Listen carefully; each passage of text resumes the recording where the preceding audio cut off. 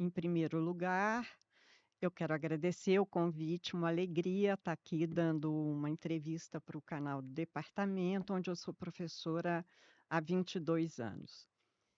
E por que que eu escolhi história? Bom, antes de fazer história, eu tinha outra profissão. Eu era publicitária, trabalhei em grandes agências de publicidade, mas eu não me adaptei à profissão. E consegui, mesmo tarde, eu já tinha 30 anos, mudar completamente a minha vida, né? Entrei na graduação, antes eu tinha feito geografia, então, eu consegui aproveitamento de algumas matérias, eu fiz o curso muito rapidamente, né? E, em seguida, eu passei para o doutorado direto, eu fiz doutorado direto, eu não fiz o mestrado, né? Então, escolher história era uma coisa antiga, né? Eu sempre gostei muito de história e trabalhar com história era um sonho, né? E eu consegui, felizmente, dar essa guinada na minha vida e entrar na profissão.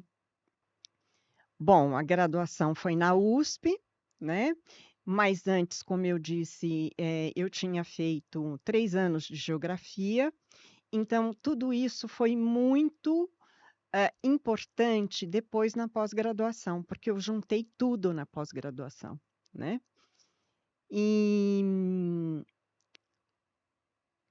a pós-graduação, eu trabalhei com uma revista chamada Seleções do Reader Digest, e eu entrei na área de História da América por causa da fonte, porque eu queria estudar essa fonte foi muito importante na minha infância, e era uma revista muito, valorizada nos anos 40, dos anos 40 aos 70, antes da televisão, né. E então o meu interesse pela as seleções do Reader Digest é uma revista brasileira, era uma revista brasileira, hoje ela ainda existe, mas ela não é mais o que foi. Era uma revista produzida a partir da revista americana Reader Digest. Então, o que que os editores faziam? Eles selecionavam alguns artigos que seriam mais palatáveis no Brasil, selecionava na Reader Digest americana, para compor a seleção do Reader Digest. O nome já dizia, né? E traduziam para o português. A revista entrou aqui durante a Segunda Guerra Mundial, era, portanto, uma revista de propaganda política dos Estados Unidos, né? E ainda hoje é uma revista que é super americana e tudo mais, né? E então eu escolhi a área de América por causa desta fonte que estava relacionada com Estados Unidos. Bom, a minha disciplina obrigatória é ministrada no Instituto de Relações Internacionais. Eu faço parte de um grupo de professores, que tem dupla filiação, dá aula no Departamento de História e no curso de Relações Internacionais.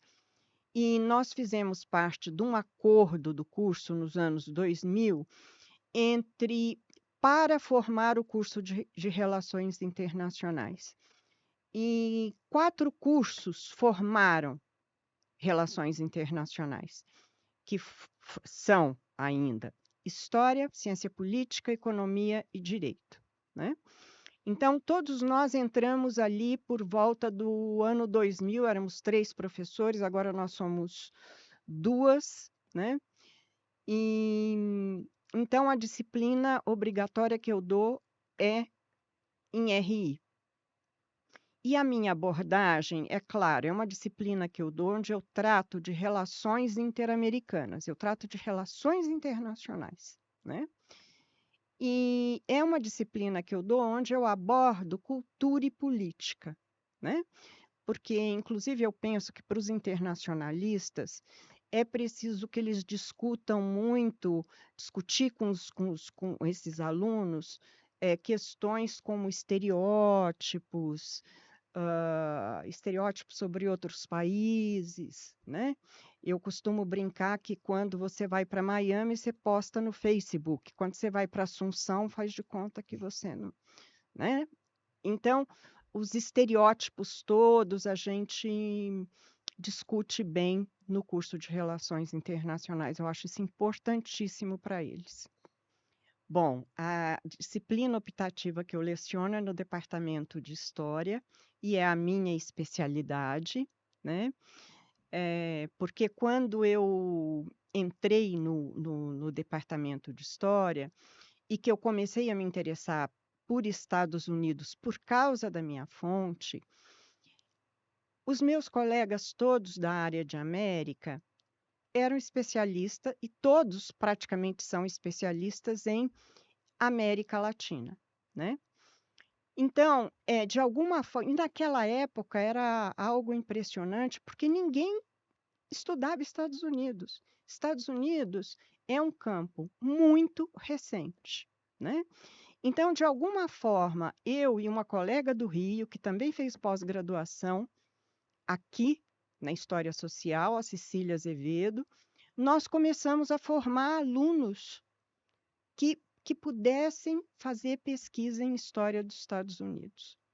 O curso de Estados Unidos teve repercussão, os alunos gostavam muito, gostaram tanto que a gente contratou outro professor para Estados Unidos, que foi o Robert Sean Purdy. Mas ele foi contratado em razão da procura dos alunos, dos interesses dos alunos, né? Porque uma das questões que eu gosto de tratar no curso de História dos Estados Unidos, e talvez por isso toque os alunos, é que eles recebem muitas informações dos Estados Unidos através de todas as mídias possíveis e imagináveis, e eles não têm instrumental para decodificar essas informações. Então, eles vêm, às vezes, com coisas prontas, né? E eu digo, mas você não está falando de história dos Estados Unidos, você está falando da narrativa da nação. Porque a narrativa da nação nos Estados Unidos é muito bem sucedida. E ela é exportada aos 4 cantos do globo, né? E isso aparece no cinema, na televisão, no videogame, isso é repetido à exaustão. E eles nem sempre, como eu disse, têm mecanismos para ler, né? Então, uma das abordagens desse meu curso, dessa optativa, é discutir a narrativa da nação.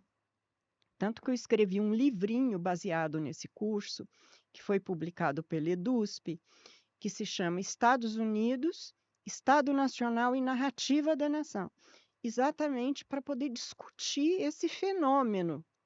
Porque, como eu disse para vocês, a narrativa da nação nos Estados Unidos é muito bem sucedida, né? Bom, a minha pesquisa atual é sobre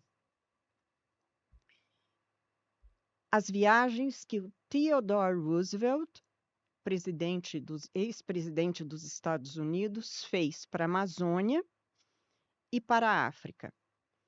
Essa viagem que ele fez para a Amazônia foi uma viagem negociada pelo Itamaraty, então relações internacionais estavam embutidas aí. É uma viagem que eu considero muito interessante, porque ele achou que ele podia mais do que ele conseguiu. Ele imaginou que fosse fácil atravessar a Amazônia com toda a sua comitiva, né? Ele pegou malária, teve 5 recaídas, voltou para os Estados Unidos. Ele já tinha 55 anos quando ele fez essa viagem pelo Amazonas, e 55 anos na década de 1910 não é a mesma coisa do que ter 55 anos hoje, né? E ele voltou para os Estados Unidos ao quebrado, nunca mais ele se recuperou, né? Então, eu estudo essas viagens do Roosevelt.